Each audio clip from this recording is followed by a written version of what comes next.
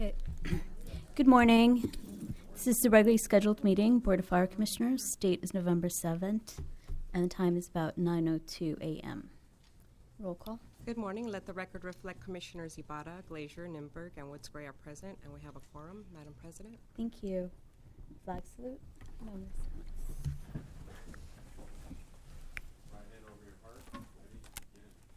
Pledge allegiance to the flag of the United States of America and to the republic for which it stands, one nation, under God, indivisible, with liberty and justice for all.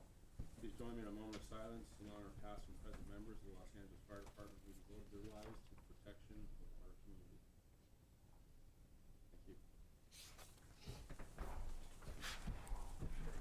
Commissioner comments.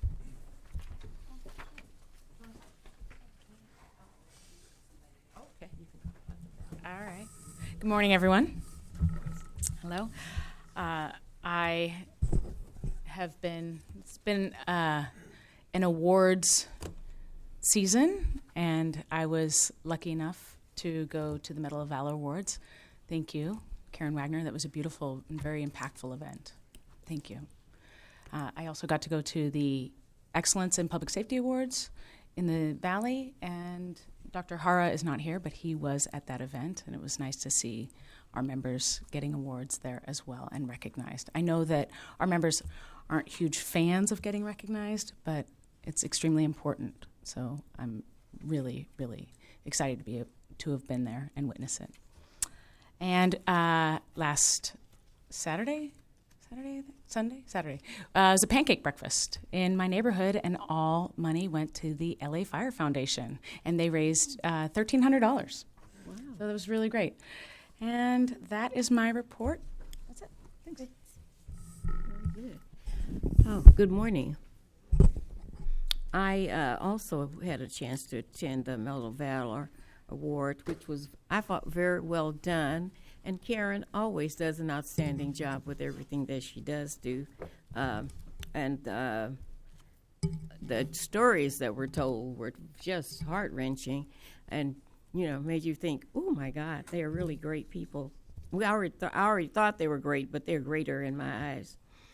And also had a chance to stop by Fire Station 94 and visit with Captain Davis for a bit. And on Saturday, Assembly Member Sebastian Wrigley Thomas had a town hall. Had an open house and some kind of vendors fair. And I was able to visit with Captain Nelson because our firefighters were represented at the event, and it was a welcome thing. The children were happy to see them. We tried to recruit a few cadets. And it was I was very pleased to find out that there are 3 females at Fire Station 94, one on each platoon. And I met one on Saturday, whose name I don't recall, but she's almost finished. And I challenged the firefighters with her to make sure she finishes. She says, "Oh, my mama." I said, "No, it'll be their responsibility to make sure you finish in good standing." And then there was another gentleman there who also said, "Well, what about me? Because I have about a month or so." I said, "Okay, everybody. I want everybody to make sure everybody finishes." However, but it was good to see them in the community, and the community really values the support of the LAFD. Thank you. Great. Report of the fire chief. Thank you, Madam President. Good morning, everybody. On October 11th, we had our press conference at LAX to announce the opening of our Bike Medic pilot program. Very well received. There was a lot of interest in that. I'm getting good reports that it's very successful. I just talked to Deborah Flint, the general manager, yesterday of LAX, and she's very pleased. And we're going to continue to make that better and better. The next day, October 12th, it was the 38th annual San Fernando Valley E-Awards. Councilmember Englander sponsors that at the Odyssey Restaurant, and it focuses on our members in the Valley. And then we presented multiple awards along with LAPD very, very good event, very strong community support. October 14th, we had the LAFD Fallen Firefighter Memorial at our museum in Hollywood, and that's always a nice event. Has special focus on the families of our fallen, and very positive, very well received. October 24th, we were at the opening game of the World Series with police and military, and we had the honor of going out on the outfield and unveiling that large American flag. The Dodgers did not prevail, as we all know, but keep positive thoughts. I do think they're going to be back, and it was a great season, regardless of the conclusion. October 28th, we had another graduation of the Mayor's Crisis Response Team, and I was there with Mayor Garcetti and Chief Moore from LAPD. The Mayor's Crisis Response Team, they do amazing work, and they do things that we can't do. We're response-oriented. We have to make ourselves available for the next 911 call. These people are trained, and they're a tremendous resource. We've used them multiple times. On November 2nd, as was mentioned previously, we did have the LAFD Foundation Honorary Awards Luncheon. That's always a great event. Before I was a fire chief, we did the honorary awards every 5 to 7 years, and Karen told me one of the things she wanted to get done is do it annually. And I realized the impact after we did it the first time, all the positive feelings of the members that we recognized, including Dr. Eckstein, who was there. That was the first time a civilian had been recognized. The media attention, the funds that are generated for the foundation, just everybody wins. And I'm so proud of the men and women of our department who were recognized that day, and that's directly attributed to Karen and the foundation. On November 4th, we had the Relief Association open house, a great opportunity to see our retirees. Many of them I hadn't seen in many years, but it was a full house, very, very positive event. And I consider them members of our department as well. They're just the retired portion. They all have opinions about what we should be doing, and I take that input and smile and say, thank you. And then yesterday, we had the CPR Week press conference at the Griffith Park Observatory, and we had a lot of media interest. Councilmember Rue was there, Dr. Eckstein spoke, and we had one of our younger firefighters, Firefighter Jansen. He told a story where he was at his personal gym working out, and a other gym member went down in cardiac arrest. It was a 70-year-old male, and Firefighter Jansen immediately initiated CPR. They grabbed an AED. He directed somebody to call 911. So this patient went from pulseless and not talking, not breathing, to talking before the paramedics arrived. So we hope that stories like that inspire the public to take a few moments to learn hands-only CPR, to learn how our automated external defibrillators work, and to download the free PulsePoint smartphone app. All week we'll be doing events where we teach CPR, and we're partnering with Park and Rec to do a lot of those at pools, in addition to some major public assemblage locations. That concludes my report. Thank you. Madam President, Yes. I would be remiss if I did not mention I went to the Taste of Soul event. Oh, of course. Because that was a really huge event. And the firefighters, the inspectors, and the Fire Prevention Bureau are all over the place, making sure that it's a great success, and it always is. Also, Chief Villanueva was there, and I went over to the command center, and it was running smoothly as usual, but our people were there making sure that everything was taken care of. And it's a very proud event for the community, and we thank the LAFD for their presence there and for the work they do to help to keep it safe. Great. Thank you. Thank you. So now we move on to verbal report of the department on significant incidents from October 3 to November 6th. Madam President, Commissioners, Chief Terraza, City Attorney Acela, good morning. Trevor Richmond, Deputy Chief, Operations Valley Bureau.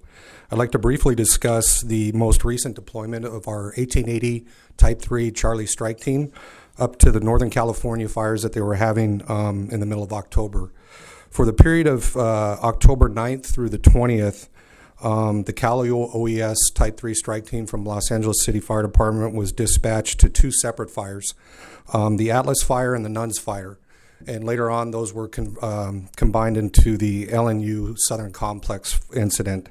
Of particular note on the complex incident was on October 11th, the 1880 Charlie Strike Team was assigned to Division Zulu, and they were the only resources in that division when the fire shifted and made a run through that entire division. And they were assigned to protect structures, and many structures were saved by their direct actions on that particular day. In my follow-up conversations with the California OES representatives, they could not say enough good things about the work that the Los Angeles Fire Department did on the Type 3 strike team. So that completes my report. Thank you. So we have another one. Two more. Good morning, Madam Commissioner, Commissioners, Chief Terrazas, Council. My name is Philip Flegel, Deputy Chief, Operations Central Bureau. I want to speak about one incident that we had in the Central Bureau a couple weeks ago on October 5th, about 1:18 hours in the afternoon, 2474 East Porter Street. LA City Fire Resources responded to reported structure fire at 2474 East Porter Street. Initial resources got on scene, found a 1,400 square foot cardboard recycling plant with fire showing. And the unique thing about this day is one of those warm days we had in the city with those high temperatures in the high 90s downtown. And we also had some winds going on and low humidities. And we had a cardboard recycling plant with pallets of cardboard stacked. And what was happening is the fire was convecting from being preheated from the fire, and the wind was just slightly pushing that onto other stacks of cardboard and continuing the fire going through this cardboard plant. So resources got on scene, established a perimeter, and used master streams to protect exposures, and basically got around all four sides of that plant, preventing any other exposures from becoming involved in fire, and did a very good job of maintaining and containing that fire. Became into a major emergency structure fire, and then we also utilized tractor units to push some of those cardboard pallets apart so we can get inside the deep-seated fire that was inside there. All 50 of the employees were not hurt in the process of putting that fire out, and got out with no issues, and it took 2 hours to control that fire. There was one minor LAFD injury to one firefighter because of the heat that was going on there, a little bit of a heat exhaustion, and right now it's still under investigation for the fire. What I have is a quick video here kind of showing some of the scope of the fire. If we can go ahead and play that, Captain Dixon. Division Alpha, Battalion 11. I'm going to take over as Division Alpha. Hey, copy. You ready to reconcile? Go ahead, Johnny. Yeah, we're good on water. Good on company. Hold on there.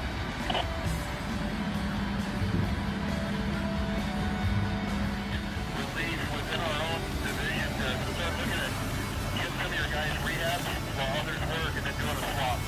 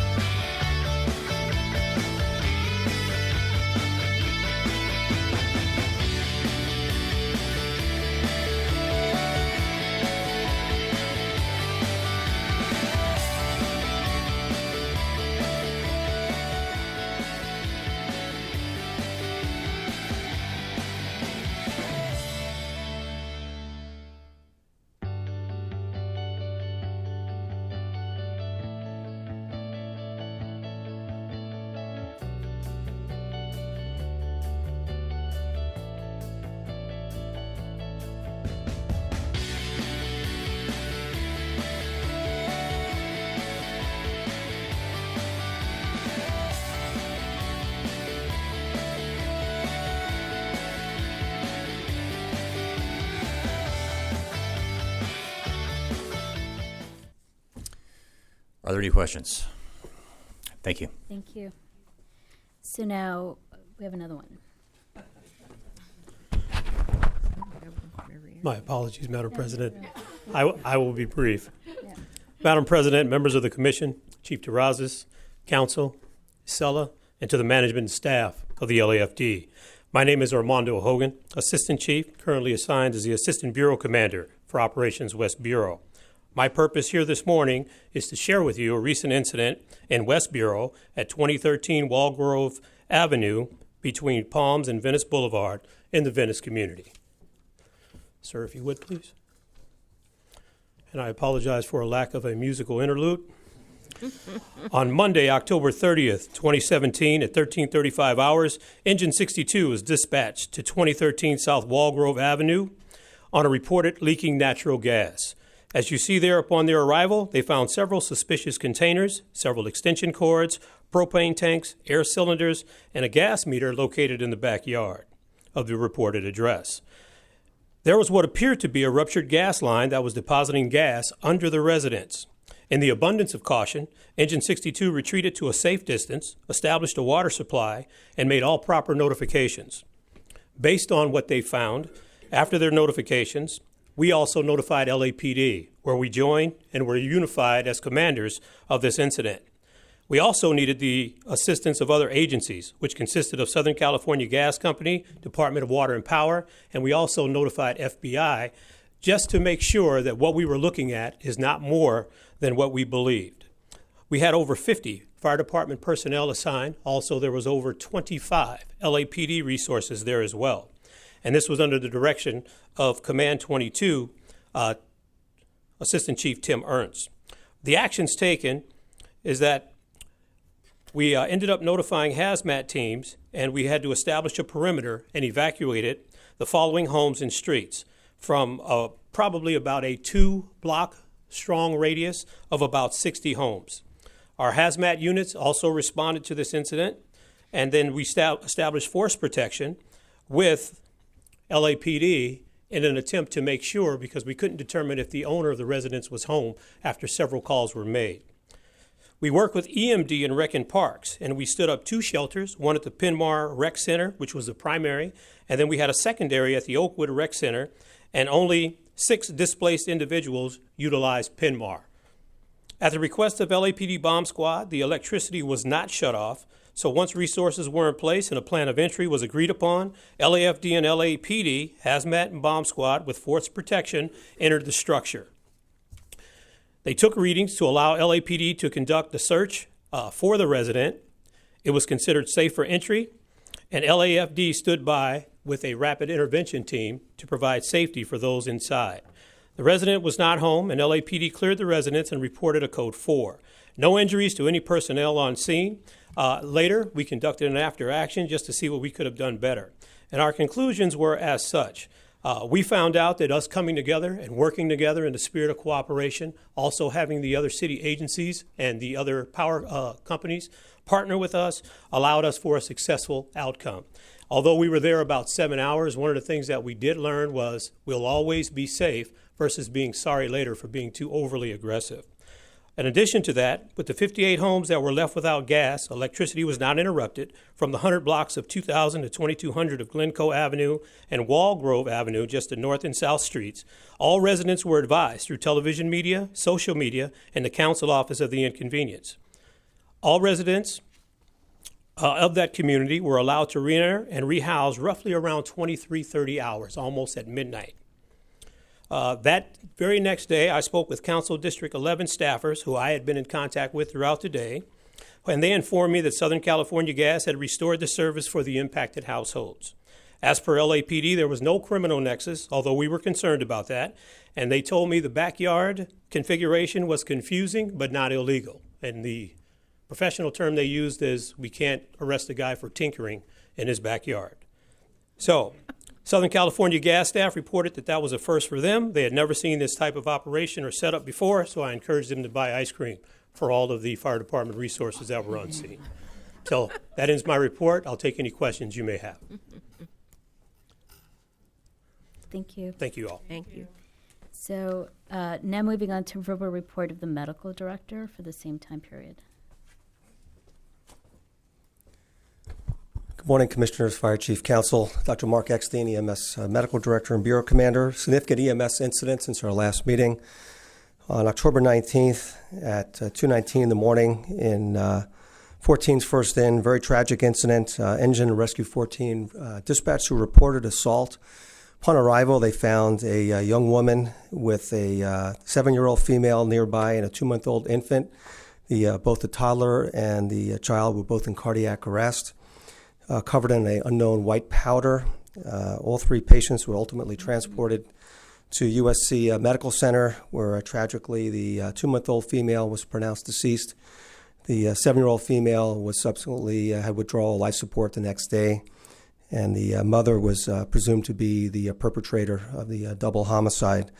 And this tragedy also highlights the difficulties that our members confront on a daily basis. We had a critical incident stress debriefing for our members, an incredibly tragic incident with the death of 2 young individuals, one toddler and one infant.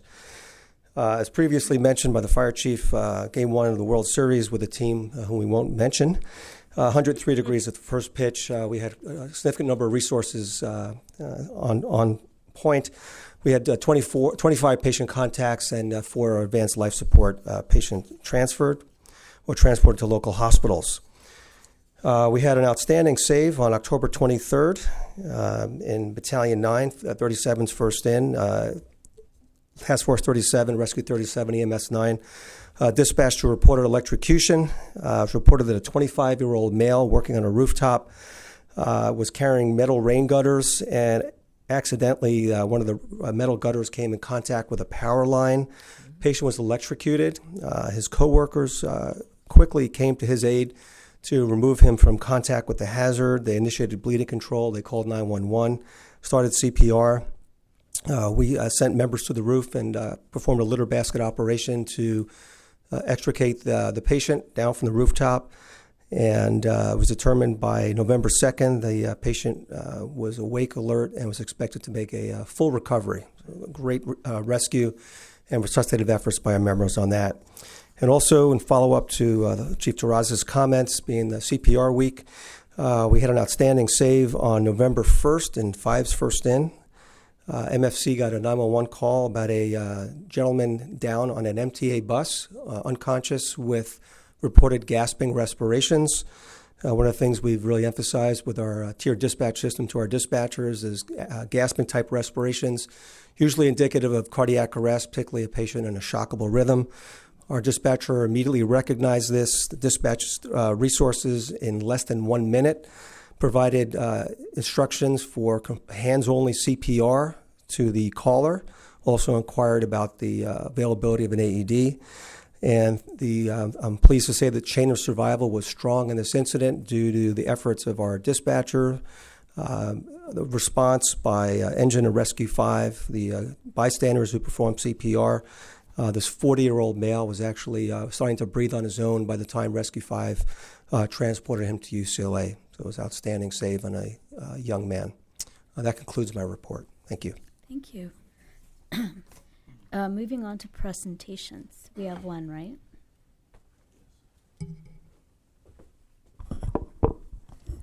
Good morning, Commissioners, Chief Terrazas, City Attorney, Ms. Iniguez, Eric Scott, Fire Captain, Paramedic, and Public Information Officer. This morning, we're proud to recognize Ms. Karen Wagner with the Los Angeles Fire Department Foundation for her outstanding commitment and support of the LAFD as she nears retirement. And as you know, the foundation supports the LAFD in protecting life, property, and the environment. And they do that by providing us essential equipment, training, and programs to the department. Karen has raised over $5 million in the last 7 years and have brought those funds back into the LAFD. And in supporting our mission, she has helped fund the department to launch or to maintain the following programs and equipment.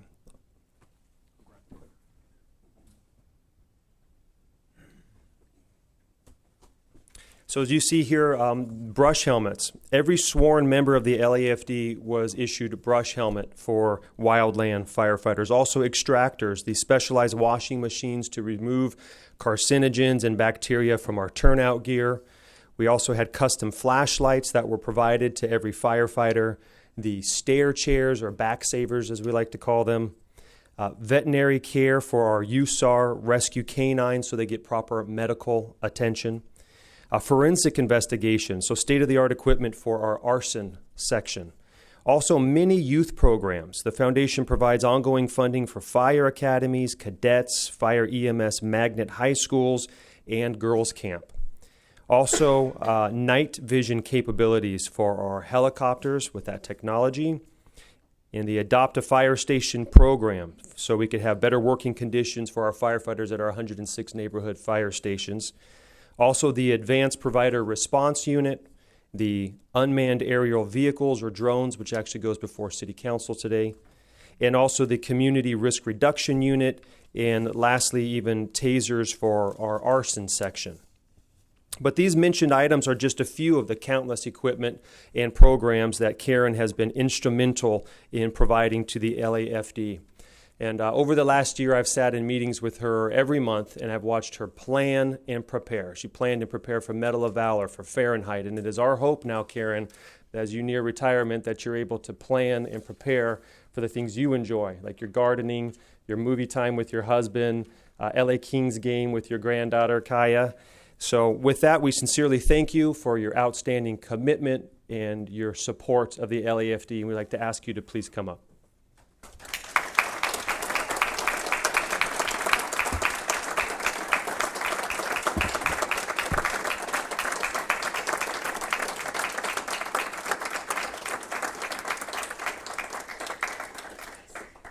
At this point, we'll read the certificate. In recognition and sincere gratitude for your service to the Los Angeles Fire Department Foundation and your tenacious support to the Los Angeles Fire Department, your hard work and dedication in helping obtain much-needed equipment, training, technology, and public outreach programs has made it possible for firefighters to fulfill their mission in serving the citizens of Los Angeles.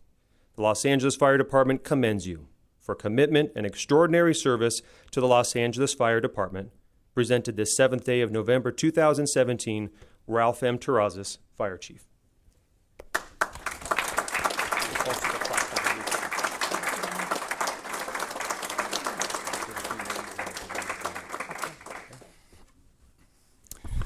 Karen, I didn't know all your fundraising came to $5 million. More? Yeah. So we need to figure out a way to come up with whatever you generated, and that's going to be tough. When you think about the PowerPoint and you saw all the things that the foundation has provided, those are things that if the foundation didn't exist, we would not have.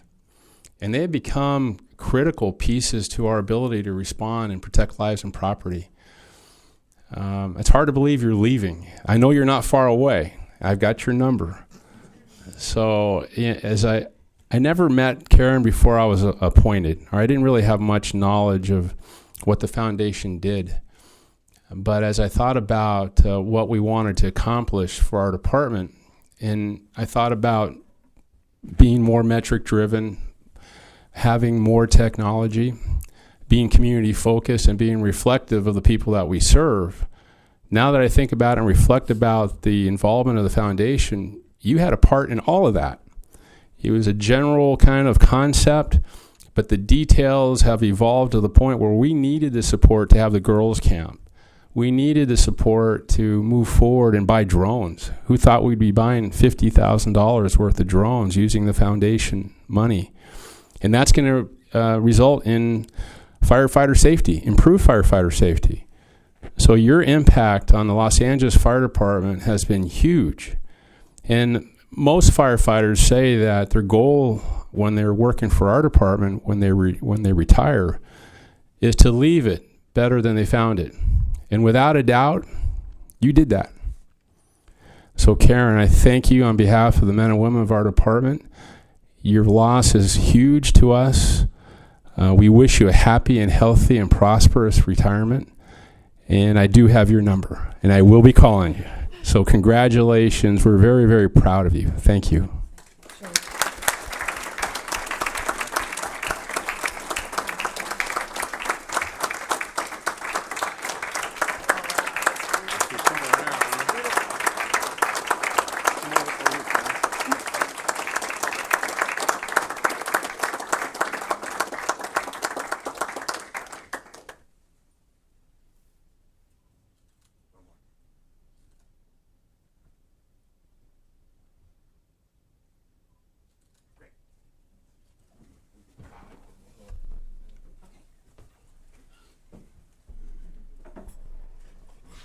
Thank you all. This is kind of overwhelming and a little scary. and a little bit undeserved. Let me tell you why. Let me tell you why. I've worked with the city since 1995. You were talking about the crisis response team. I formed that in the mayor's office. And then, I was 9 years with the police. However, from the very beginning, my first love was always the fire department. When I was in the mayor's office, it was the fire department. Doing a good job for the fire department is easy because of all of you. And my only sadness about retirement is leaving all of you. You are the most service-oriented, nurturing, hospitable, caring human beings on the planet, more than any other city servants, more than anybody I have ever known. So to come to work every day and to go to a station or come to a meeting with people who care about the welfare of everybody in this city and beyond has been an honor and something that's really easy to do. I never had a day where I said, oh, yuck, I got to go to work with them. Quite the contrary. It's been an extraordinary experience. I've been through 4 fire chiefs in 7 years. And I see my liaisons all here. Dean Ulrich and I were on the original Adopt a Fire Station Committee in 1997. He was the captain. I was working for the mayor. And when I came on this job, I was told, well, your liaison is going to be Dean Ulrich. The Dean Ulrich? That was pretty cool. I've worked with Armando Hogan, with Ronnie Villanueva, with Jeremy Oberstein, with Jamie Moore, with Peter Sanders, with the wonderful Eric Scott, who has just been sensational. All of you are sensational, but he's really well organized. Anyway,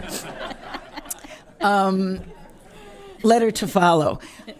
So I just want to thank all of you for a little more than 7 years of extraordinary experiences and the hope that we can figure out a part-time way or some way for me to continue to be involved with you. You all know my secret wish is to be part of getting Frank's the way it ought to be. So Chief Hissong and I will keep talking about that. But I can't thank you all enough. It's been a great experience. It's definitely time to move on to other things. You forgot about Mahjong, Eric. That's really an addiction. So between the family and all the things at home and hopefully staying involved in ways to serve the community, I can't thank you all enough. And my husband Tom is here today, and you should all thank him for what he puts up with. Like...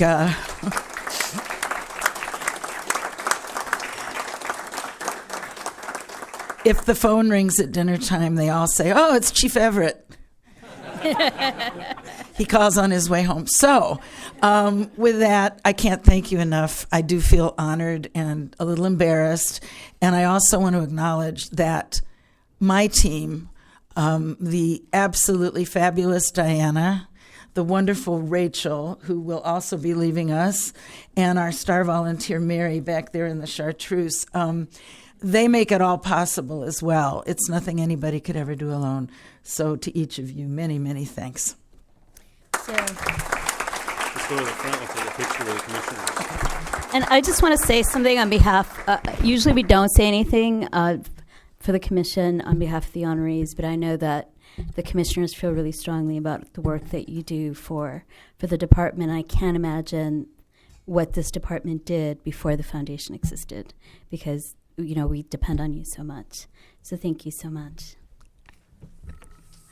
I know. Wait, hold on. Hold. No, trouble. Yeah, I just want to say this is so sad, actually, that you're leaving, because you've had a huge impact. You created this. This is a huge legacy, and you've had an impact not only on the members of the department, enormous, but on the citizens of Los Angeles. And that is a huge legacy, that you've improved the lives of millions of people. So you are just like all the other firefighters where you don't like the recognition. So you need to take it because it's so well earned, and your leadership has been tremendous. So thank you. And it's been an absolute pleasure to work with you. And now, it'll be for fun. Thanks. Thank you. I'd just like to thank Karen because of when I first came on and heard about the things you were buying, I went, really? They have to buy those things from somewhere else? I couldn't believe it. But the work that you've done, and there's no way to thank you for all the work you've done. I always tell you, oh, you need to be the one that's recognized. And she'll say, no, no, no. But I think that's wonderful. And the things that you touched in this city, I mean, we probably don't really all know. When I heard you say the crisis team, you set that up. There's so many things that you are leaving for the future. And I just want to thank you for the legacy. It's hard to improve on what's already been said, but I really enjoyed working with you, and I know we wouldn't with youth programs in particular, which are very near and dear to my heart. I know we wouldn't be near where we are with those if we didn't have you backstopping that work. So thank you for everything. Enjoy a well-deserved retirement.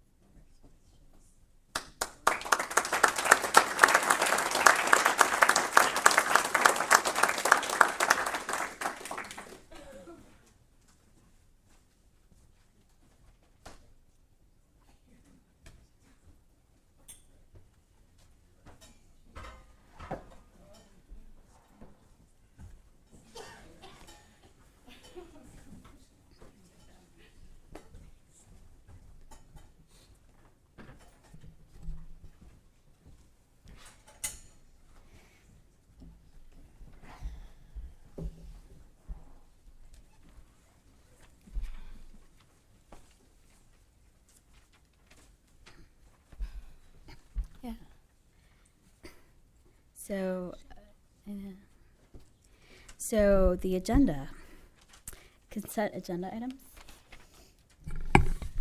All right, moving consent items 4A through 4F. Move to adopt the recommendations. Second. All in favor? Aye. So on the regular agenda items, we're going to reshuffle them a little bit because to give priority to PSD on their mediation, the mediation pilot program, which is 5C. A report by the department on the LFD mediation pilot program. Good morning, President Ibarra, Fire Commissioners, Morning. Fire Chief Terrazas, City Attorney Rafish, Ms. Sella. My name is Linda Sester. I'm a Battalion Chief for the Professional Standards Division. And so this morning, we were just going to give you an update on the pilot mediation program. So as you know, in the spring of 2017, the department embarked on the pilot program.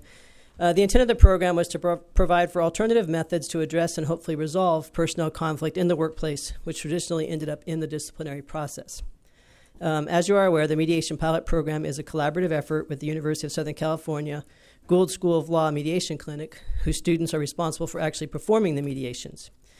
To date, we have conducted one successful mediation, which occurred in April of this year.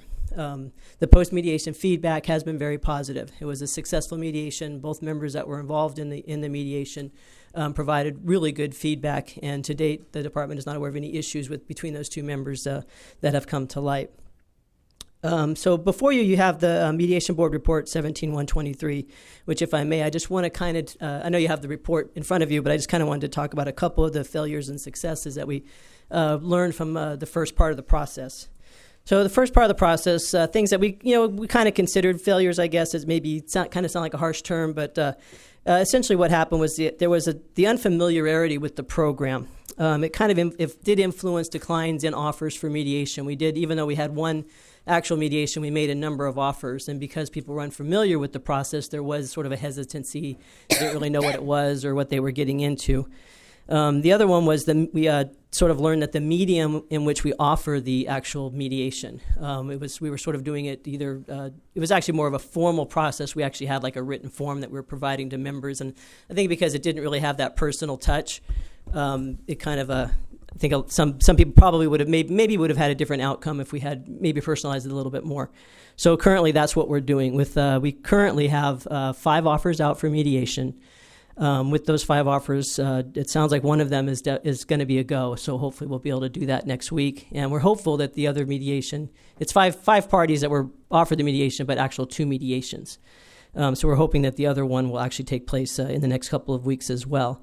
But those were actual just personal reaching out to them, talking to them, and letting them know, answering those questions, and then providing them the actual written format for describing what the actual mediation is. The successes we kind of talked about, already kind of talked about a little bit. The mediation the original mediation was well received. We did get really positive feedback. And so essentially that's where we're at now. What we'd like to do is continue to move forward with the mediation program. Just requesting that you guys receive and file this actual report. And then with moving forward, our next step would be to actually get the word out, because we did recognize that one of our hinders was people not being familiar with the program, is now looking at, portal message and just different ways we can get the message out to the membership so they know about it ahead of time. One thing that we have kind of been hearing about is that there are members that aren't familiar with mediation and are actually contacting other chief officers, captains, with ideas of how can we resolve workplace issues, not realizing that this program is out there. So that's pretty much our next step, is where we're going to move forward. So, great. So, thanks for the report. It was really good. One of my concerns is who the mediators are. So is it students at USC? So the mediators are they're third-year law students. So they're essentially working with USC. They're actually, all law students at USC, I'm sure, are cream of the crop, but these are the top students. So they're handpicking the students that are actually doing the mediation. That was something initially that was a concern, but when we did the actual mediation that we did complete, that was a concern of the members involved. But once they actually met the mediator and they actually went through it, they were quite impressed. Another thing that we're doing is obviously, the unique nature of the fire department. We're actually providing training to the mediation class. We just performed one about a month ago with the actual students that have been identified to do the mediation, nomenclature, familiarity with the department, just things that they might need to know to move forward. But yeah, so these are very qualified. They have a mediation clinic at Right. the law school, and so. So how are you going to ensure that there's continuity? Because obviously there's going to be new third-year law students every year at USC. So you're basically, we're only having about one mediation a year, right? Well, hopefully we'll have more. I think a lot of it, like I was saying earlier, is that it's just getting the word out. I do believe that this actually will be a very beneficial program that will have a lot of prospects for mediation. So essentially, the consistency really is in the training. It's in the actual instructors themselves at the mediation clinic. Professor Lisa Klerman is overseeing it from that end, and just having that consistency. When we did do the original mediation, there actually was one of the instructors that actually did participate. So we've only done 2, right? Actually, we've only done one mediation. One. Okay. So in that one, the instructor was there. The instructor was present, correct. Okay. So they should probably be there for all the foreseeable ones. Right, correct. And that's the intent. They actually have the one professor, and then there's another lawyer who works with USC. She has a private practice in mediation, and she's actually come into the fold this go around to assist with it as well. Okay. So you actually had 3 people there. You had the student, you had the instructor, and you had a private mediator. No, actually, with the original one, we had the actual student who was doing the mediation. Mm-hmm. We had the instructor that was present and then just the two parties that were involved. Oh, I see. Okay. Was it led by the student? Yes. Okay. Yeah. But it was just overseen by the Correct. The instructor was just there to observe the process. I mean, it's new for everybody. It's new for USC as well to see how the process is going to play out. So that was part of the role. And how does the student become acquainted with the dispute? So what we do is we provide the training, which we already provided, and then as we identify mediation cases when they come forward, we actually sit down with them and we go over, recognizing confidentiality and not wanting to give them too much information for the mediation. But we do sit down with them and give them a background of what's going on in the situation, who the members are that are involved, and just enough so that they know what they're going into and how they can help resolve through mediation. So this seems like a really great step forward for us. So, I mean, congratulations for getting this off the ground. I know it's been a lot of work to get things moving. It seems like as you're growing the program, is there any reason not to consider looking at some additional partners to help us keep growing it? I would think we might run into some limitations with a school partner as our only partner. Potentially, notwithstanding sort of turnover in class, and I think it's great that we have them, and I would advocate to continue working with them. But would it be advisable to add a second partner, maybe, or either with a second school, or I don't know if the county runs any mediation, or there's any other mediation services we could look at that would be no cost to us? Right. No, absolutely. Those are things that we are looking towards. One of the, I guess one of the with USC, because it's students, when they're actually not on campus, then there actually is a hiatus. So we did the initial mediation in April, but then there was the hiatus over the summer. And now that we're back up from the summer, that's why we're now offering additional mediations now. So there was that break there, and then there's a break over the holidays. So those are things that we're looking at that do, when this program is eventually up and running and successful, that those will be concerns, is those breaks, and so that we would have to look at additional either additional schools to assist or other avenues to make that happen. Well, I'd love to see this continue to expand and grow, because I think anytime you can resolve a conflict within mediation versus some kind of a formal adversarial process, obviously it's a better outcome for everyone. So I think it's great.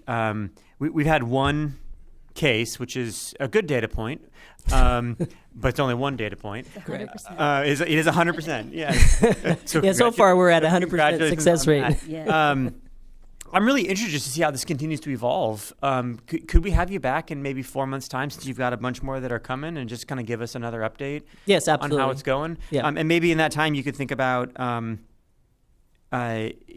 adding, what additional partner could be.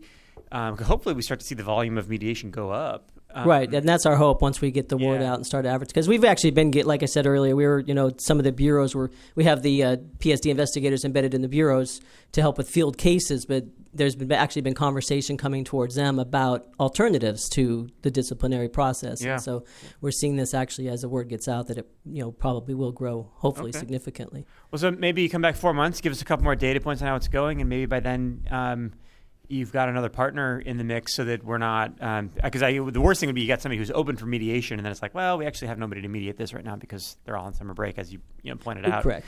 I know. So Sue's been working on this with you as well, right? Yes, she is. I think this was one of her suggestions early on, so I also want to recognize Sue for pushing this idea forward. But it seems like the two of you could work together on lining up an additional partner, so that we have more bandwidth to process mediation requests. Right. Yeah. Actually, Sue Stengel, the independent assessor, she was actually instrumental in giving that relationship with USC, where we actually started building the collaboration. Great. Well, it's great to see. It's great to see. Us all working together and pushing this forward. So I'm really excited that you guys have been able to push, move this along. Looking forward to hearing more about it, maybe in like 4 months' time, and seeing who else you turn up who could be partners. And hopefully we've got, another 4 or 5 mediations to look at and really kind of declare this a success and move forward. So thanks for your work. Absolutely. Yeah. Okay. And We'll don't see be you back. afraid to tinker with it if you think you can improve it. And Yeah, so we actually have a lot of ideas. Okay, good. We could talk for hours, but yes, Yeah, absolutely. this is a great opportunity to experiment with it too. All right, So perfect. thanks. Right, thank you. Thanks, Chief. And we have one comment from Freddie Escobar from UFLAC.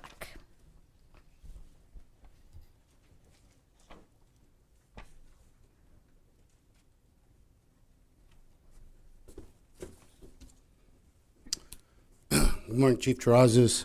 Good morning, President Barr and honorable commissioners. My name is Freddie Escobar, and I proudly serve as Second Vice President of the United Firefighters of Los Angeles City, representing 3,200 firefighters, paramedic, inspectors, and dispatchers with the Los Angeles Fire Department.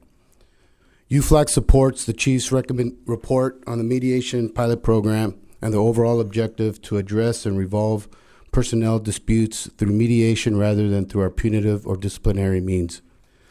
UFLAC recognizes that this program is relatively new in the department and there has not been sufficient data to move further, but we are encouraged by this step in the effort to update our outdated punitive discipline model.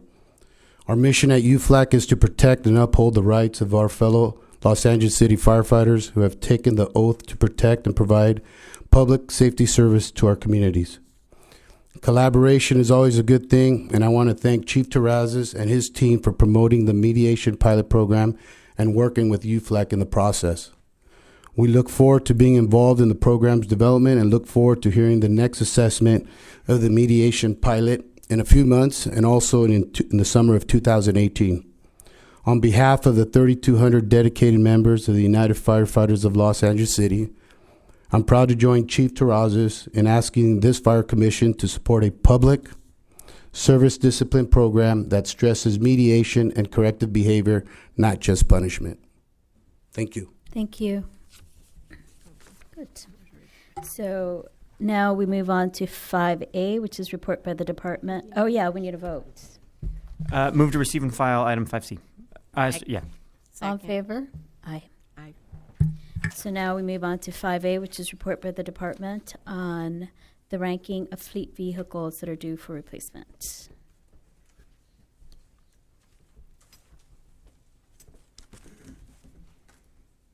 Good morning, Madam President, Morning. Vice President, Commissioners, Chief Terrazas, City Attorney in Acela. My name is Mark Clark. I'm the Equipment Superintendent for Los Angeles Fire Department. About 2 years ago, the Fire Commission, in discussion about the fleet replacement program, asked the Fleet Maintenance Section to develop a scoring matrix whereby we could rank the condition of the Los Angeles Fire Department fleet of fire apparatus, rescue ambulances, and light vehicles. Today, I offer that report to you for your consideration, and I recommend, in addition to accepting it and filing it, that it become a tool that the fire department can use to help us identify which vehicles are due for replacement and also prioritize those vehicles that are due because we do have budget realities that we are faced with. Not every vehicle that needs to be replaced can we afford to replace today. But as the budget allows and we determine we are going to replace a certain number of vehicles, there needed to be an objective way of determining what vehicles in our fleet will we replace first. So I developed a scoring matrix that I call the Apparatus Asset Assessment, and it assigns separate values to a set of condition factors that, when combined, produce a numerical score that represents a vehicle's overall condition. And then this score can be used to identify and prioritize the fleet assets that are due for replacement. In the report, I do recommend that the board examine and designate the apparatus asset assessment as justifiable criteria and cause for vehicle replacement, and that the fire department be guided by this assessment score to ensure that fleet assets are replaced within the appropriate time frame. The above cited fleet assessment has minimal impact fiscally because the data streams already exist. Another data stream is in development from a new fleet information management system that all city departments are rolling out and implementing, and it'll give us even more data to fully quantify all the different rating factors. Some of the rating factors that we consider when we're scoring the vehicle are its condition threshold. And the threshold is based on age and miles, or age or miles. For instance, heavy apparatus are due for replacement after 10 years in service. Rescue ambulances are due for replacement after 6 years in service.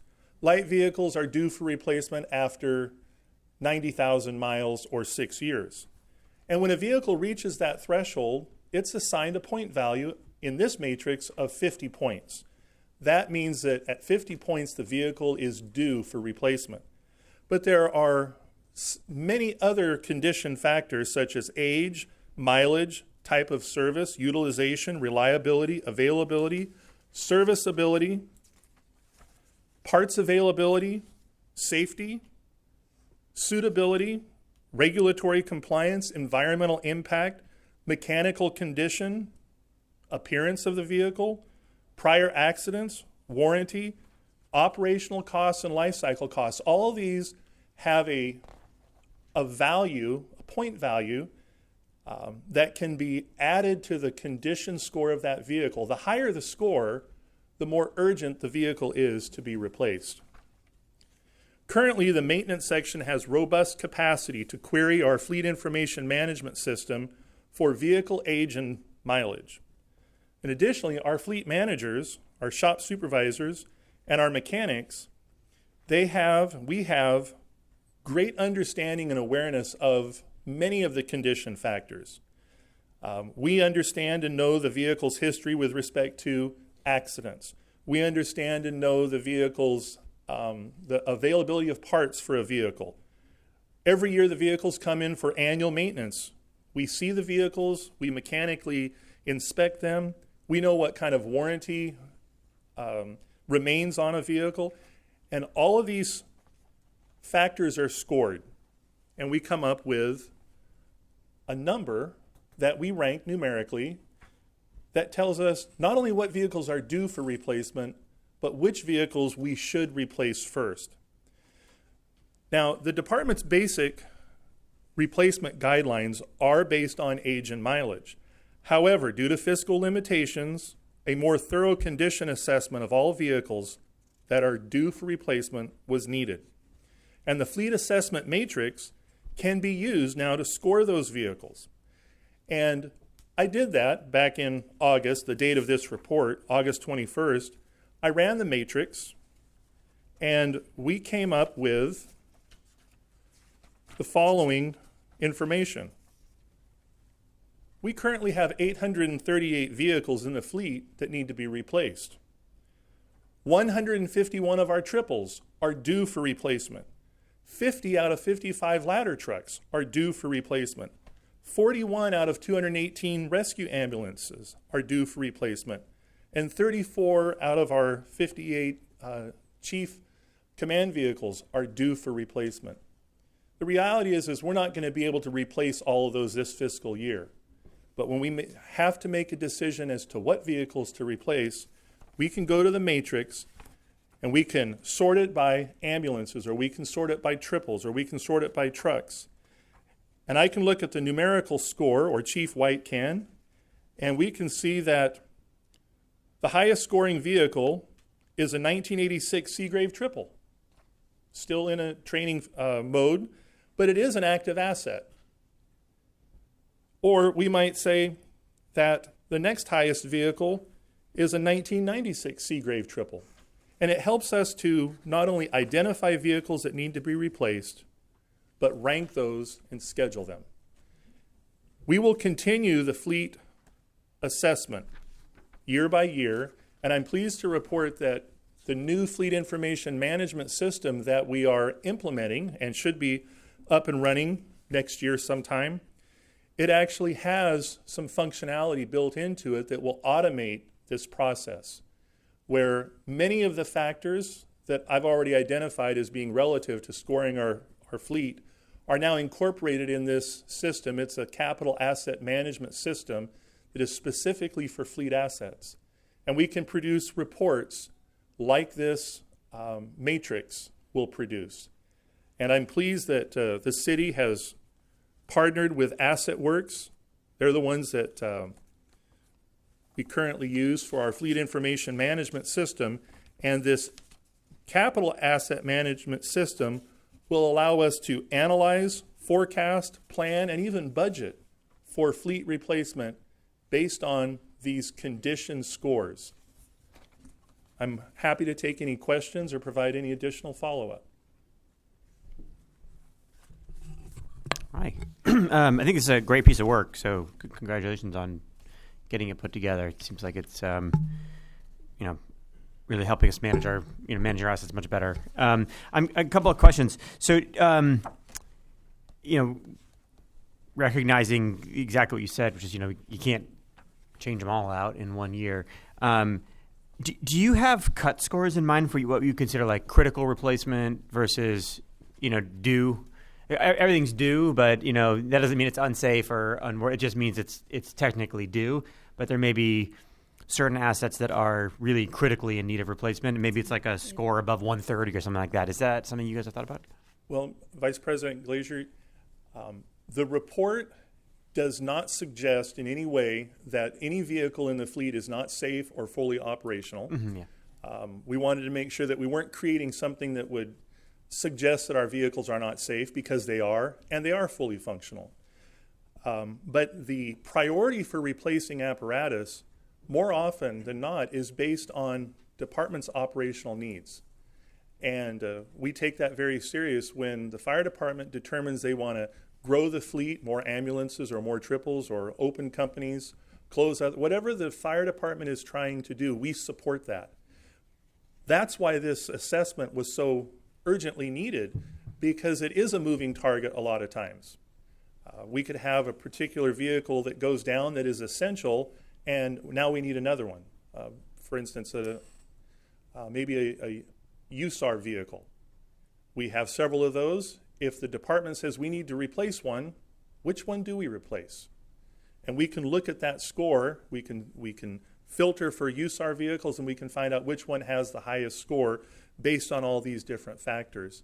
So this report, other than the 50-point threshold based on time and mileage, it's primarily to determine which vehicles will be replaced based on fire department operational needs.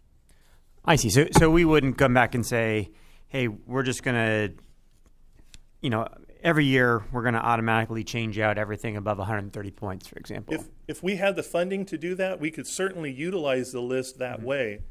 But it would be imprudent to simply replace the highest scoring vehicles right now, because many of those vehicles would be low use, low priority vehicles. I see. Okay, makes sense. On the status, you have an A and R. I presume that's active and reserve. Is that what those letters mean? Say again? On the status, it says A, and there's designation A and R. I assume that meant active and reserve. Active and reserve, yes. So when you think about reserve versus active, does that change your calculation at all on here? Something's in reserve status, or? No, because the reserve vehicle is just as much needed in the fleet as the frontline vehicle. Mm-hmm. It's just its deployment model is a little bit different. It still has to be available. And one of the new metrics that we're really looking at in the maintenance section is fleet availability. And fleet availability is different from fleet utilization. In the fire department, like a fire extinguisher on the wall, it has to be available when you need it, even if we're not currently using it. And that's how we see our reserve apparatus. So they're just as high priority to maintain and make available as a frontline vehicle. The only thing that would change that is if the department reassessed how many reserve vehicles they need in the fleet. But I can tell you right now, we need every reserve vehicle, and may even need to expand the reserve fleet because of the age of our fleet. And it is a truism. The older a fleet is, the more maintenance and the more maintenance cost is required. Which, great segue to my last question, which is just around the life cycle cost analysis. So in here you mentioned that the new system is going to help you with the cost analysis. Presumably that will be a combination of maintenance costs as well as utilization, because you may have something that costs more to maintain, but if you're not utilizing it very much, then Exactly. You know- I have the information about the CAMS system, but it will consider operational costs, capital costs, and it can analyze that data and give us cost per incident, cost per mile. So there's a lot of ways to analyze the information and utilize it. Got it. Okay, so that presumably would help us. It might change the way that we go through our replacement cycle, because if we were showing that actually it's far cheaper to replace 5 than to keep them, that presumably will change our kind of analysis of the budget and what we're asking for at that point. Most best-in-class fleets will try to replace a vehicle when its capital value kind of equalizes with its operational costs. Pretty soon it's costing more to operate or maintain the vehicle than it's worth. That isn't always the best deciding factor in a fire department fleet, because our apparatuses are so specialized. But still, the new CAMS system will give us real-time life cycle cost analysis, and we can expand our consideration of vehicle costs with respect to how long we keep them, which ones we replace, and furthermore, what we replace them with, because not every replacement vehicle for a current asset will have the same life cycle cost as maybe a competing vehicle. Okay, great. Well, I think it's a big step forward. Appreciate all the work on it. Thanks. And I'd just like to end my report by saying this exercise was more than just an informative report for the Fire Commission. It really has become a tool that the fleet maintenance section is using. So thank you. Thank you. It's clearly a lot of work, and we're happy that you have it. Thanks. All right, move to adopt the recommendation for item 5A. Second. All in favor? Aye. Aye. So now 5B, which is the budget report. Report by the department on the proposed fiscal year 2018-2019 budget. Morning, Commissioners. Emilio Rodriguez with the Administrative Services Bureau. Again, I'm pleased to present the Fire Department's proposed budget for fiscal year 18-19. The proposed budget request will enable the department to address challenges for sworn and civilian staffing resources to meet our commitment of providing an exceptional level of public service. This includes enhancing our field presence by restoring multiple engine companies with safer grant support, expansion of APRUs, that's the Advanced Provider Response Units, and FRVs, Fast Response Vehicles, for wider coverage across the 4 geographic bureaus, adding rescue ambulance support where it is most needed through variable staffing hours, and restoring EITs, Emergency Incident Technicians, to all battalions. This budget also maintains a strong support system for recruitment, training, and safety through funding for 3 academy classes through the Valley Drill Tower, enhanced youth programs coordination, and injury prevention support. The request will also provide the proper equipment to ensure our sworn personnel are performing their public safety responsibilities in the safest manner, and technology enhancements to expand operational efficiencies. Such requests include portable radios, that's a $30 million request, MICLA fleet replacement program for apparatus, including a second water-dropping helicopter, firefighter bailout systems, which we're seeking to fund, contingent on grant applications, continued funding for a fire station alerting system planning and development, and a network staffing system that manages sworn deployments and dispatch maintenance. The proposed budget also augments staffing to manage fire code and hazardous materials regulation for industries under the purview of the CUPA program, most notably recreational cannabis, which becomes effective or legalized in January of 2018. In terms of dollars, the year-over increase from last year's budget of $657 million is about $50 million, much of that in equipment requests. As I stated earlier, radios is a large part of that. The budget proposal otherwise reflects only the most critical needs of the department, focusing on field resources and related support systems. The proposed budget is due to the mayor November 17th. Approval of the report before you allows department staff to complete all budget materials and return to the board with a final budget document. That concludes my report. Be happy to answer any questions. No, you can start. Okay. This is great, actually. I was very happy to see the wellness program being funded. I think that's really important, especially when workers' comp, so high. And so just to see that as a priority was pretty great. I was really excited to see that.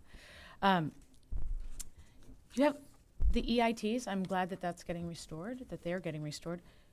The question was, you have 3 months funding in here? What does that mean? I'll answer that. That's our standard method of bringing back resources. It's a smaller hit the first year, and the following year it's fully funded for the entire year. How do you supplement that after the 3 months? It goes into the next fiscal year, Okay, and then it gets fully funded. Starts in Yeah. Okay. Yeah. Perfect. Okay. So after a 12-month cycle, they'll be fully funded. Right. Okay, good. Excellent. I like it. It's an easy hit. Right? Is the Safer Yeah. grant multi-year, or is it 1 year? It's a 3-year grant. Okay. So these resources that they're paying for, we'll have them for 3 years. Yes, we pay a matching percentage. First year is 25%. And then we pay similar percentages in year 2 and 3. In year 4, we're going to have to come up with a full amount in our budget.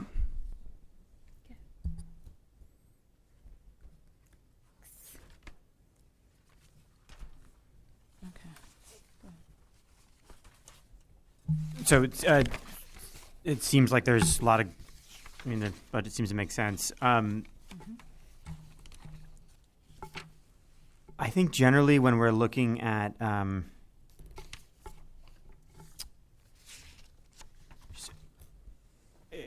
looking at new stuff,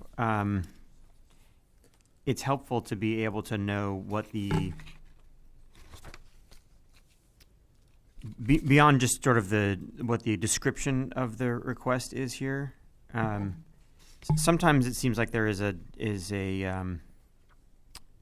longer justification, or there's goals associated with it, with some of the requests, and sometimes there isn't. I think it's helpful for us to be able to understand some additional logic behind some of the requests and how it will specifically address things like improving response times, or how we expect it to reduce injuries or things like that. So I don't know if that's something that makes sense in here, or if that's something we just have a discussion later about. But this is a thinner budget request, I think, than we've seen in a while, which I think for good reason. Right. But yeah, I think that's something that I'm interested to learn more about. Is just looking at, when we submit the budget to the mayor's office, I know that, and to the council, they want to see, what are the goals associated with these increases, and what can we expect when we put the money out there. Presumably that analysis exists somewhere, so maybe that's an offline conversation that we could have about. Yeah, absolutely. That information is contained in the full budget document that we're still in the process of preparing. If there's any items in particular that you'd like more information on, we can provide that information beforehand. Okay. And are there any reductions from the regular budget, from sort of the ongoing budget that we normally have, or is everything just considered to be rolling over? Core services are rolling over. Much of the new requests, again, are equipment to Mikla's a big one to just kind of segue Mr. Clark's comments. We're replacing the most critical needs. Salaries are incorporating 2% increase. That's part of the MOU agreement from a year or two ago. Not much by way of reductions, other than we have scaled back recruit training to one drill tower to reflect, current hiring needs. Are we seeing any reductions in overtime as a result of increases in staffing? We are seeing a reduction in the constant staffing overtime usage, primarily because we're bringing on a new wave of firefighters who don't have, the overtime needs and are taking less vacation, less time off, et cetera. So Presumably less vacancies too, requires less overtime. right. And so that will translate to a smaller request for constant staffing overtime next year, which is why our budget request overall is modest. When you pull out some of the larger equipment needs, it really translates to about between 10 and 20 million year-over increase. Okay. Yeah, something I'd be interested to see is, what is the change in overtime moving forward. I think it just gives us a sense of how our staffing situation is evolving. Right. So, and I'm also curious about like potential mutual aid deployments, because we're always going to have those. And Right. we're always going to, and there's always going to be a lag time between the time that we get, I don't know what the term is, but compensated from, whether it's FEMA or Right. the state or whatever. So if there's some way that we can sort of just plan for that, because we know that we'll have those. That's very true. We get reimbursement from state deployments towards the end of the fiscal year, and then the FEMA deployment to hurricane recovery to Houston, Florida, Puerto Rico. We got that within 30 days. So they have their different timelines. We see the state reimbursement in the last fiscal status report. So we're watching that at all times. We're always looking for new legislation that may result in increased revenues. There's some things we're tracking right now that would be good for us. When I think about this whole budget, Amelia was correct. We're going to go from 2 to 1 drill towers, and that we're going to save about $9 million by doing that. One drill tower keeps us equal to our attrition rate. But we got to look at in the future, well, if we're going to expand, we're going to need that second one back.